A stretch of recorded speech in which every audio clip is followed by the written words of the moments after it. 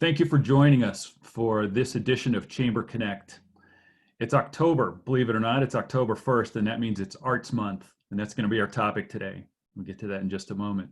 Before we begin, I want to say thank you to BBSI for sponsoring this edition and all of our editions of Chamber Connects. BBSI is a local, high-touch PEO, that's a professional employer organization, advocating on behalf of business owners. The Colorado Springs team of subject matter experts provides consulting services to help you navigate as a small business or medium-sized business through challenges in the area of workers' compensation, risk management, human resources, payroll, talent acquisition, and business consulting to ensure compliance, to help you as a business owner mitigate risk, and to help your company scale for growth. If you want to learn more about BBSI and how they can help your small or medium business, call Kevin Davis. Contact him at his website. Actually, don't call him. Contact him at his website at kevin.davis@mybbsi.com for a no-pressure discussion on how BBSI can assist your company needs. I want to share with you a public service announcement. 32 days to Election Day. It's November 3rd. Your ballot is going to be mailed next Friday, and this year it's a long ballot measure. The Chamber and EDC counts public policy as one of our critical areas of mission where we support the business community. And for just a moment, I want to make note of 3 critical business issues and let you know how the Chamber and EDC stands on these. First, we recommend a vote of no on Proposition 118. It would create the most expensive program of its kind in the country for family leave at a cost of $1.3 billion payroll tax. We encourage you to vote yes on Amendment B regarding the Gallagher Amendment. Businesses currently pay 4 times more property tax than the rest of us. The Amendment B would stop the rate from going up to 5 times the rate of others. We also encourage you to vote no on Proposition 113. That would dilute Colorado's influence in national decisions and jeopardize our fair share of funding by giving away our electoral college votes. The Chamber and EDC staff is here to help you. We know that you're busy, so we've done a deep dive into these issues. We have prepared a ballot guide. You can find this at CSC, here it is actually in writing, cscedc.com. Let me get, there it is, /ballot. Or attend a Chamber Connect or telephone town hall that we'll have in the next 2 weeks. Watch our events page on our website and join us for those so you can understand how those measures will affect the business community and how the Chamber and EDC encourages your vote. And now it's a personal pleasure to introduce my friend and partner in crime, Andy Vick. Andy is the Executive Director of the Cultural Office of the Pikes Peak Region. You may know that as COPPER. And he's here to discuss Arts Month in Colorado Springs and ways that you can participate this year and how it coincides with a National Arts and Humanities Month in October. The Chamber and EDC are longtime partners, longtime friends with the Cultural Office for many reasons, including their collaboration to help shape a thriving business climate. The arts play a vital role in our community. They provide a vibrant and diverse place to live and work. And for us, that helps us attract companies, recruit their talent to come to Colorado Springs because they know how arts contribute to our quality of life. Andy may be telling you today too about some of the programs they do to help our military community in ways that they support them. But it's just another role that COPPER does and the arts community does here in Colorado Springs. Now, most years, Andy and I would see you at the Antlers or one of our other good venues in town. We'd have a large ballroom full of attendees and performers. If you've ever attended, you know why it's one of the most fun events we do all year long. There's always live performances of music and dance and poetry and other creative expressions. But for obvious reasons, this year we had to make the difficult decision to go virtual. So we're not holding the lunch this year, but we are going forward with our annual Chamber Connect. We've asked Andy to update you on what's happening during Arts Month and how you can be involved. Andy, I could go on for a long time. I could take up an entire program talking about just the pleasure to work with you, whether we're wearing bow ties or I've grown a soul patch or just whatever happens at Business and Arts Lunch. And I look forward to doing that again with you in 2021. Andy, thanks for joining us today. It's over to you. Wonderful, thank you. It is truly a pleasure to work with the Colorado Springs Chamber and EDC. And Dirk, you are a true gift to our community, and I appreciate our friendship and really value the collaboration that our organizations have. So thank you for the opportunity to be here today. Special thanks to Emma also for helping to coordinate. I'm going to go ahead and share my screen and start talking and tell you a little bit about Arts Month.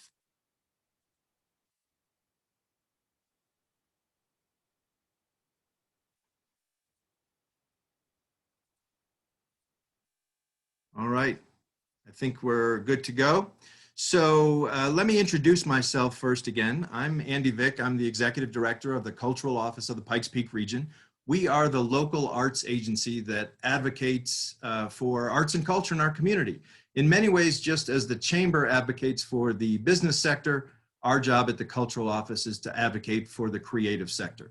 And as Dirk mentioned, there's so many intersections between what we do as organizations, and I really appreciate the opportunity to be here with you today as part of the Chamber Connect to talk about Arts Month. I thought before I jumped right in, I would give you a little history about me, how I got here. I grew up in Chicago, went out to the East Coast, and moved here to Colorado Springs about 6.5 years ago. When I finished college and moved to Washington, D.C., I met my wife. Actually, I met my wife at my first job. And this is me as a very young lad with lots of hair, maybe not lots, at my wife's art business. My wife is a visual artist. Her name is Beth Piver. And about 1990, she started her own jewelry business. I was a suit and tie business guy, and when I could, as in this picture, I would go help her at her craft shows. Well, lo and behold, her business started to grow. I decided that I would like to shift gears, and I quit my suit and tie job and went to work with my wife, and we were full-time as artists. We started in Washington, D.C. area, but then we moved to Western Maryland, and this is a picture of our 6,000 square foot loft in Western Maryland, where we had our live space up on this top floor that you're looking at. And if you look down below the red there, you can see that is our second floor where we had our studio and gallery space. And we had an amazing, thriving arts business. We were entrepreneurs. This was our full-time job. We did this for about a dozen years. In addition to having an amazingly wacky and crazy work and loft space, we also drove around in this ridiculously painted car, which we called Smiley. And so we were fully immersed in arts and culture. I became the director of the Allegheny Arts Council after being on the board there in Western Maryland. And I spent 10 years as the director of the Allegheny Arts Council, which was a local arts agency. And then, as I said, about 6.5 years ago, I moved to Colorado Springs, where I became the director of the Cultural Office of the Pikes Peak Region. This is our office in downtown Colorado Springs in the Plaza of the Rockies, right across the street from the Chamber. Unfortunately, because of COVID, we're all working remotely, so you can't come visit us there, but I look forward to the time when we can welcome folks into our Arts Info Center. We have all kinds of great information about upcoming arts activities, and we would certainly, when COVID passes and it's safe to do so, invite you down for a visit. Just briefly about the Cultural Office. We've been around for about 14 years. We're a staff of 4, about a $750,000 organization, a board of directors of about 15 people. And we actually have a board member, Beth Thomas is from the Chamber, is on our board of directors as well. So that's a nice connection as well that we have with the Chamber. We see the Cultural Office as being at the epicenter of everything arts and culture here in the community. We connect with the business community, we connect with arts patrons, with artists, with elected people, elected leaders, with the media. So our job is to be that central hub for arts and culture in the Pikes Peak region. We don't do this in a vacuum. We're part of a national hierarchy of arts organizations. We're down there at the bottom at the local level. At the state and regional level, I actually serve on the board of directors for our state arts agency, Colorado Creative Industries. And at the national level, I serve on the United States Urban Arts Federation, which is the group of the 60 largest cities in the country that advises the Americans for the Arts organization, which is our national advocacy organization. So the cultural office is very connected, not only locally, but at the state level and at the national level as well. Why does this matter to you? You're in the business community, and maybe you say, well, arts and culture is there and business is here. Well, that's not really the case. As you can see from this information here, arts and culture is a big industry, not only nationally, where it's about 4.5% of our national GDP, which, by the way, is bigger than the construction industry nationally. Also at the state level, also about 4.5 of the state GDP, and a larger industry at $15.6 billion than even the mining industry in the state of Colorado. Locally, arts and culture has a $153.3 million economic impact annually from the nonprofit creative sector. That's a lot of economic impact. And that ties back into what Dirk was saying about how the arts help to lay the table for a vibrant and successful business community. The arts help to attract talent and retain talent. And in and of themselves, it's quite an economic engine that drives tourism as well as business, as many of our artists are micro businesses or micro entrepreneurs as well. So a lot of connection between the arts and the business community if you're not really aware of that. So I'm going to talk to you a little bit about Arts Month. It falls within one of many programs that the Cultural Office provides and supports for our arts community. In general, the Cultural Office is all about building awareness for arts and culture, growing engagement, creating opportunities for artists and arts organizations. As I mentioned, facilitating connections between the business sector and the arts sector or any other sectors within our community, advocating for the creative sector here, and representing our community at the state and national levels, as I indicated. And of course, we're looking to encourage greater investment in arts and culture because the arts pays dividends. When you invest in arts and culture, it returns great dividends back to the community. And it's so important for the vitality of the overall region.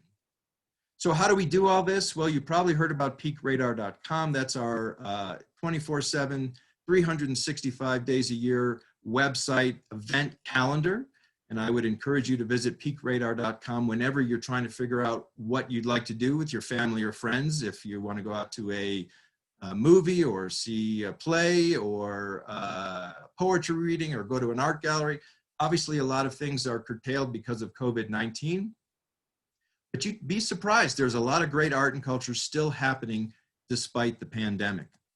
Dirk mentioned our connection with the military community. So we are part of a national initiative called Creative Forces, and our local version of that program is something called Military Arts Connection, where we provide free creative engagement opportunities for active duty, veteran, and dependent populations in our community. It's a really wonderful and innovative program that's been going on for about 1.5 years and very successful.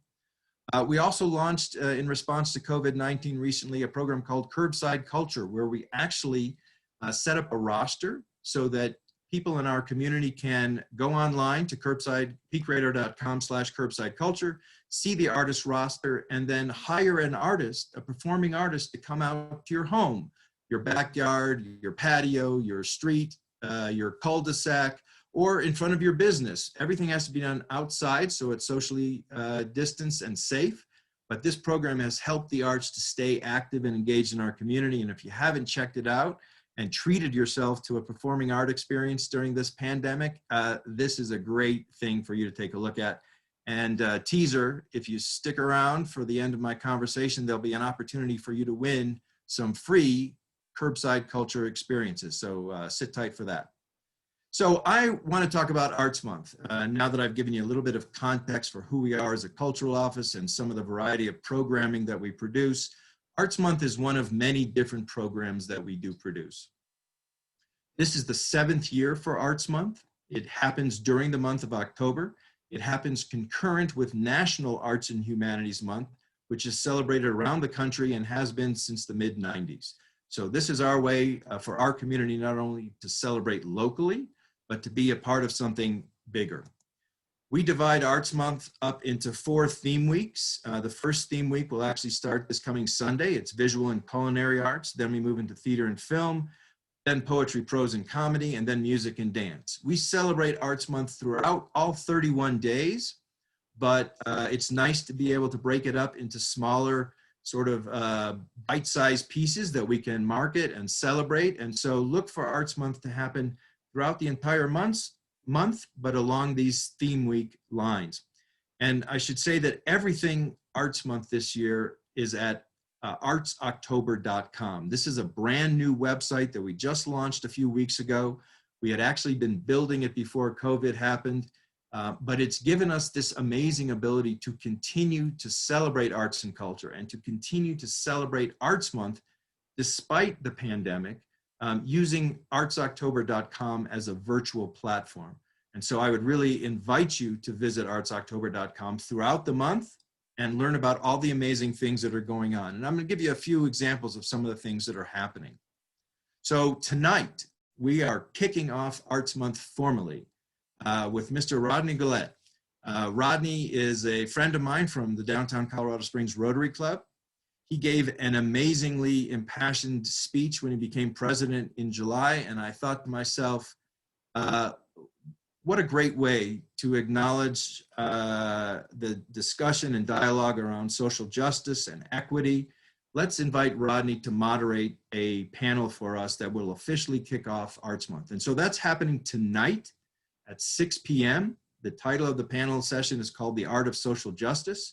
Rodney will be moderating along with 4 other individual artists from our community who will be his panel, and they'll be having a pretty intense and important conversation about how the arts relate to and can positively impact an effort to create more social justice and equity in our community.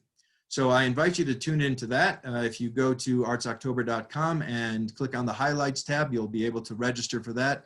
And that'll all be streaming online tonight from 6 to 7:30, and you are invited.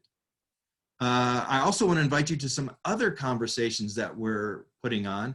This year, because of all the move to virtual, the Cultural Office is hosting 8 community conversations, 2 in each of the 4 theme weeks. And as you can see from this example, next week, which is Visual and Culinary Arts Week, we're going to have a conversation about from the culinary and food industry. And then we're also going to have a conversation around visual arts as activism. So these are all free to the community. There are more to choose from throughout the month. Again, if you go to artsoctober.com, pull down on the highlights tab, and you'll be able to register through Eventbrite to participate in these conversations. And really super exciting, 8 very different and interesting topics, all tied into our local arts community. We're also, in celebration of Culinary Arts Month, offering free virtual cooking classes. And you can still sign up today. They're all happening next week. There's 3 of them that the folks from Gather Food Studio are producing for us. They're a business that exists out in Old Colorado City, and they've been doing this for years. Special for Arts Month, they've created these 3 classes. One is perfect for kids and their families, so take a look at that as well. Again, if you go to the highlights tab on artsoctober.com, you'll be able to pull down to the virtual cooking classes and register. I know some of them are getting close to full. So if you're interested in that, you're going to want to sign up for those right away. But these are, it's a gift for Arts Month to get you involved, to offer you these free opportunities for some cooking classes. I also want to invite you to come to a really neat project that this is the 3rd year for the Pikes Peak Litter Letter Project, which we do during Arts Month in collaboration with the Pikes Peak Outdoor Recreation Alliance and Creek Week. Here's how it works. We have Concrete Couch build these big 6-foot letter frames that are made of metal. And then the Creek Week folks, over the past week, have gone out and collected trash from our rivers and streams and our public lands. And each Creek Week crew from different organizations throughout the community fills a letter with trash that they have collected during Creek Week. Tomorrow, those letters are going to all be assembled on the berm, just off Cimarron, just east of I-25, south of America the Beautiful Park. The first year, our letters spelled out the word inspire. Last year, as you can see from the picture, we spelled out the word pristine. And this year, we're going to spell out the word resilient. We thought that was a really appropriate word for 2020. So those letters will be assembled on that berm, filled with trash, and it becomes this amazing piece of temporary public art that will only be up during Arts Month. And that is a wonderful example of this great collaboration between the outdoor sector, the environmental sector, and the arts and cultural sector. And that's part of what Arts Month is all about, building these relationships, building these collaborations, and celebrating the arts in all kinds of unique and interesting ways. So tomorrow, which is Friday the 2nd, just before First Friday starts at 5 o'clock, at 4:30, we're going to be dedicating our new sculptural installation. Tom Strand from the City of Colorado Springs, councilman, is going to be there to also help celebrate the dedication of our new public art piece. And then you'll be able to drive past it for the month of October and really enjoy this temporary piece of art. So really excited for this collaboration in our 3rd year. Events. You know, we were talking about this before I came on. Are things still happening? Absolutely, things are still happening in this arts community. We cannot be kept down. There are usually, admittedly, during Arts Month, we'll showcase more than 300 events. This year, there are more than 100 events. So we're feeling the impacts of COVID. I can't deny that. But there is still so much amazing arts and culture happening in this community. Much of it virtual, but more and more of it is becoming live as people get antsy and ready to do things in person again. As long as they're doing it safe, we certainly encourage that. But you can find out all the in-person and virtual events that are happening during October here from artsoctober.com. Pull down on the events tab and you'll be able to see over 100 events that you and your family can participate in for Arts Month during the month of October. So lots going on. I mentioned the possibility of curbside culture and some free giveaways. Well, here it is. On the giveaways tab of artsoctober.com, you will find a variety of different experiences that you can enter to win. And quick story about this paint with a giraffe opportunity. Last year, we had a paint with an orangutan opportunity in partnership with the Cheyenne Mountain Zoo. It was a huge hit. One lucky winner and 3 of their family and friends went to the zoo and painted with the orangutan and got to take a piece of artwork home. So that was awesome. So we went back to the zoo this year and said, hey, we want to do this again. Can you recommend another animal? And the zoo recommended painting with a giraffe. And personally, I'm curious to see how that works, but I have great faith that they know what they're doing there at the zoo. So as it turns out, a couple days ago, our team was out at the zoo filming some trailers for the paint with the giraffe.